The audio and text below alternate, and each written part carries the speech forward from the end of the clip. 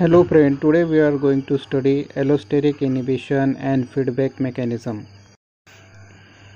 We know that enzyme has active site on which a substrate can bind and that will convert it into product. Other than this site, it also has an extra site that is called as allosteric site. This site is used to control or regulate the enzyme activity. आपल्याला माहीत आहे की एन्झाईमवर active site असते ज्यावर substrate bind होतो. Substrate bind झाल्यानंतर तो convert होतो प्रोडक्टमध्ये. एन्झाईमवर एक्स्ट्रा साईटसुद्धा असते ज्याला आपण म्हणू शकतो ॲलोस्टेरिक साईट. ॲलोस्टेरिक साईट ही एन्झाईम ॲक्टिव्हिटी कंट्रोल करण्यासाठी यूज केली जाते. On allosteric site effector ions can bind, and these effector ions are also called as regulator.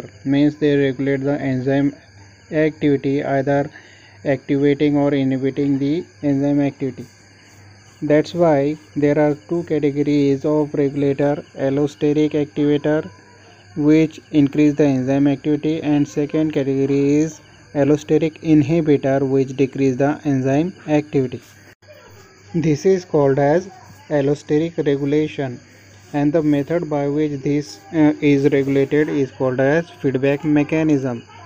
As the regulator activate or inhibit the enzyme activity, there are two types of feedback mechanism: negative feedback mechanism and positive feedback mechanism.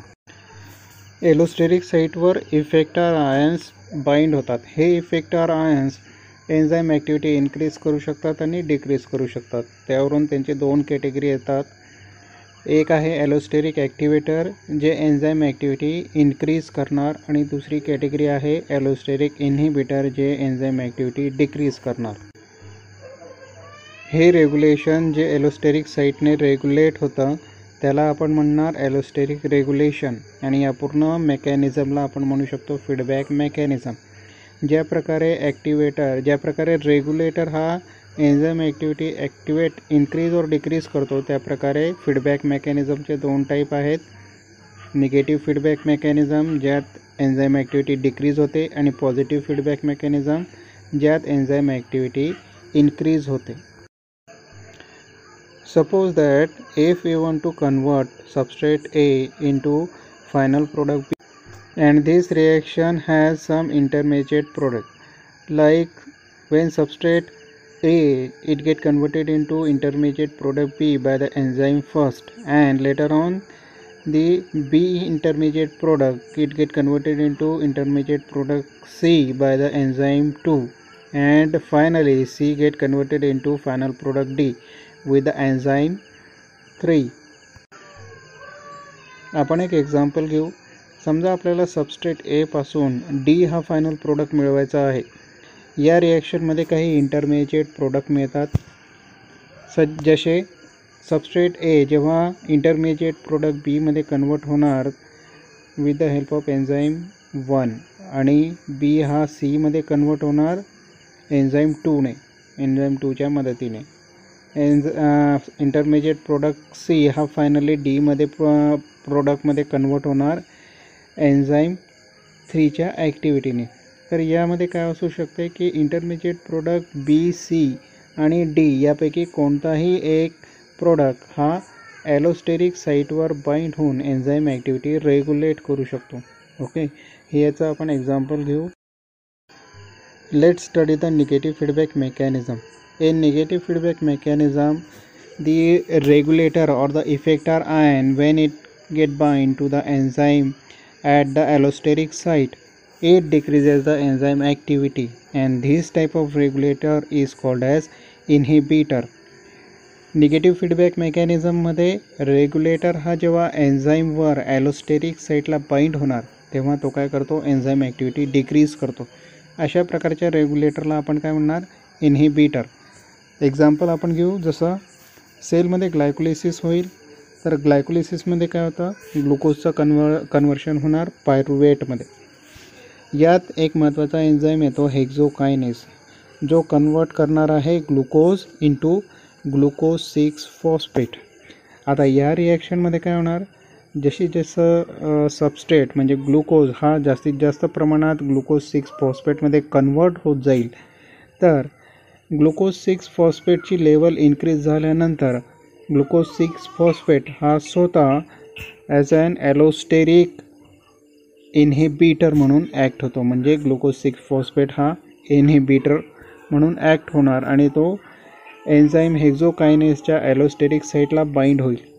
एन्झाईमच्या ॲलोस्टेरिक साईटला bind झाल्यानंतर काय होणार, हा active साईटमध्ये changes घडवून आणेल आणि ज्याने काय होणार, सबस्ट्रेट म्हणजे ग्लुकोज हा ॲक्टिव्ह साईटला बाइंड होणार नाही आणि या ठिकाणी एन्झाईम ॲक्टिव्हिटी ही डिक्रीज होईल.